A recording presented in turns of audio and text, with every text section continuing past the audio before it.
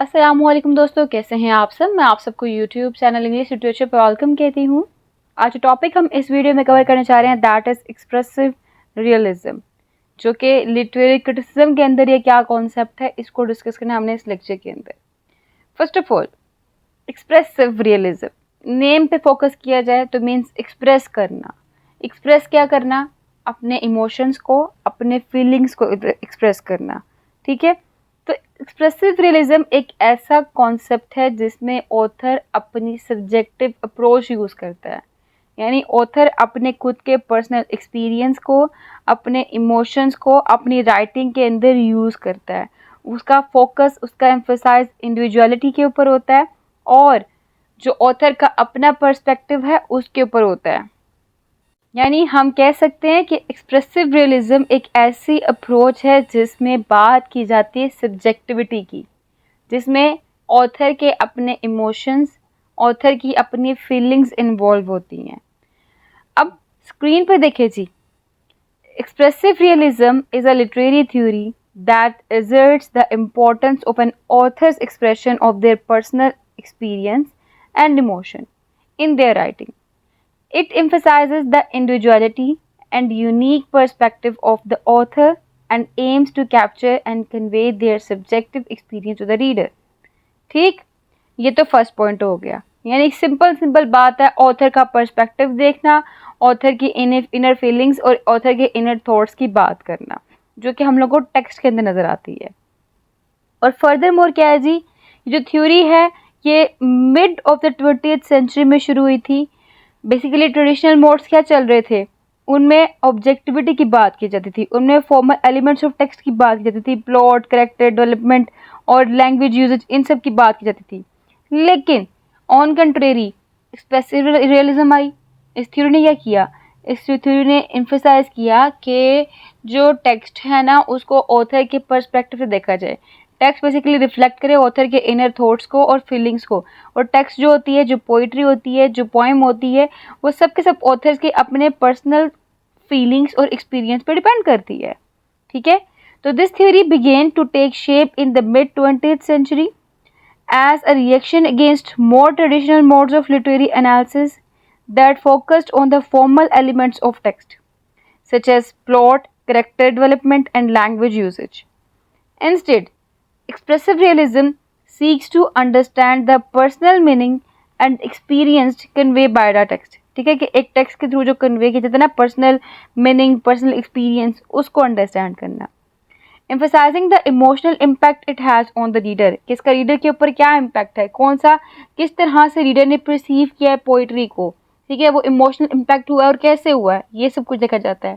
अब जो हमारे पास इम्पॉर्टेंट की फिगर हैं इस एक्सप्रेसिव रियलिज्म के अंदर, वो एक तो है हमारे पास लायनल ट्रिलिंग, जिनका कहना ये है कि जो सब्जेक्टिव एक्सपीरियंस है ऑथर का, वो लिटरेरी वर्क को अंडरस्टैंड करने के लिए एक क्रूशियल रोल प्ले करता है।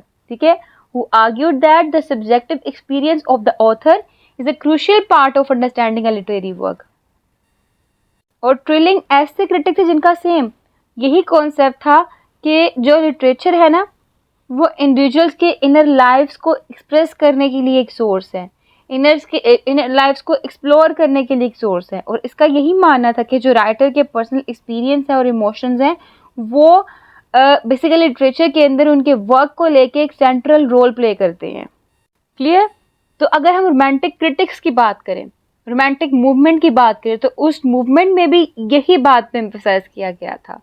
ठीक है, उस मूवमेंट में भी जो एम्फसाइज किया गया था, फोकस किया गया था, वो सब्जेक्टिव अप्रोच पे किया गया था।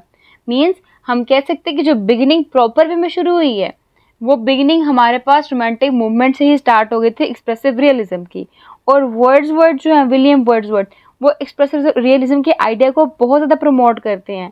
ठीक है, उन्होंने कहा था ना स्पॉन्टेनियस ओवरफ्लो और पावरफुल फीलिंग, क्या पोइट्री के बारे में कहा था कि वो पावरफुल फीलिंग का एक स्पॉन्टेनियस ओवरफ्लो होता है, मीन्स रैंडमली माइंड में आते हैं, आपके इमोशन से लिंक्ड होती है। ठीक, तो वो भी हमारी एक्सप्रेसिव रियलिज्म की अप्रोच को ही डिफाइन करती है।